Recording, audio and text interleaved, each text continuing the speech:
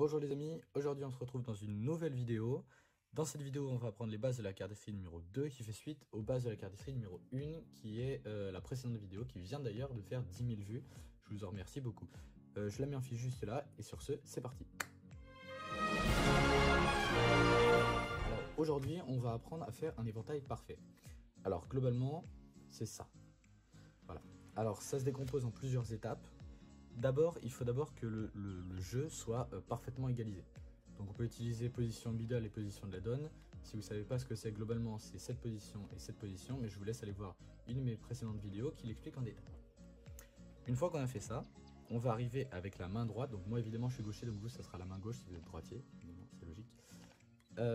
Et donc vous allez arriver avec, en dessous du jeu, 3 doigts.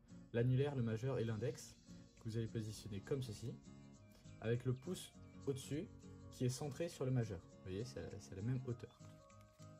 Une fois que vous avez fait ça, vous êtes comme ça. Et on va arriver avec la position middle. On va décaler l'index, comme ça. Donc ça, c'est les positions de base. On va le décaler là. Et après, on va tirer. Alors, je vous l'explique plus en détail. D'abord, on va faire toutes les étapes à la suite. Bon, évidemment, on prend le jeu, on l'égalise. On va le prendre de la main gauche, donc pour vous la main droite évidemment si vous êtes droitier. Donc je vais le prendre comme ceci. Je vais le mettre au-dessus de la main droite. Et en fait quand je le mets, bon moi naturellement mon index se met comme ça, voilà. Je vais le centrer, mon pincement majeur pouce va être vraiment centré en verticalité parce que sinon ça va pas marcher. Quand on est comme ça, et après on va faire un décalement de la main gauche pour faire l'éventail.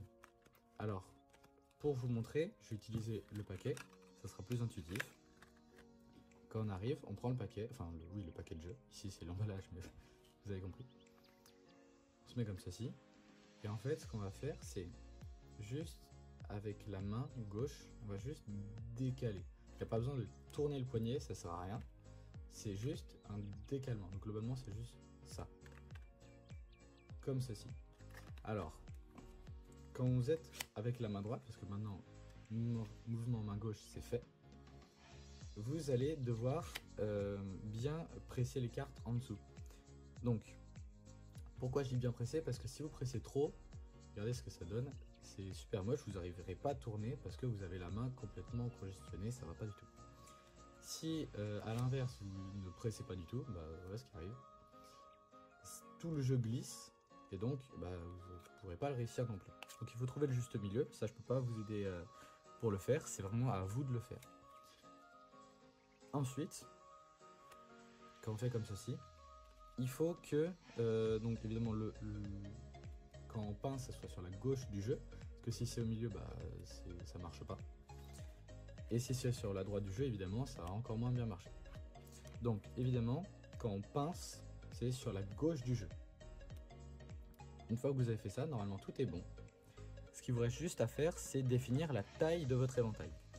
Alors la taille de l'éventail, globalement, qu'est-ce que c'est? C'est juste si on veut que ça soit petit, comme ceci, ou grand, comme ceci. Alors comment définir la taille de l'éventail? Et bien en fait, c'est très simple. Plus on veut que ça soit petit, plus on va mettre le pincement pouce majeur vers le milieu du jeu, en verticalité toujours. Parce que justement, il va y avoir que la moitié du jeu de l'éventail qui va être éventaillé. Je ne sais pas si ça se dit, mais vous avez compris. Et à l'inverse, si vous le mettez tout en bas, il va y avoir vraiment toute la hauteur des cartes qui vont être éventaillées. Là aussi, je ne sais pas si ça se dit, vous avez compris. Bref, voilà. Alors, globalement, petit au milieu, comme ceci. Évidemment, je n'arrive pas à remettre mes cartes, c'est super. Et grand là. Alors, si vous voulez la taille moyenne c'est à 3 quarts. 2 tiers, 3 quarts. Donc c'est globalement ici. Et là, vous arriverez à faire un superbe éventail. Voilà, voilà. Alors, j'espère que cette vidéo vous aura plu. Moi, ça fait longtemps que je n'avais pas fait de vidéo, donc je vous remercie encore une fois. Donc je ne vais pas vous embêter plus. Merci d'avoir regardé et à la prochaine. Salut!